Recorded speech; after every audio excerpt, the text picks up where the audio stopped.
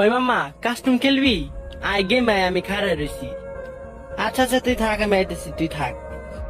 মামা তুই জানোস আমি কালকে র্যাঙ্কে 8 কিল করছি, 8 কিল, খালি 8 কিল বেটা। আমি ওই দিনকে 11 কিল করছি র্যাঙ্কে। মামা দেখ আমার আর একটুখানি বাকি আছে, তাহলে আমি প্ল্যাটিনাম থেকে ডায়মন্ডে যাবো। মামা আমার একটু নিয়ে খেলিস না, দেখ আমি প্লাস আনতে পারতেছি না, খালি মাইনাস খাইতেছি।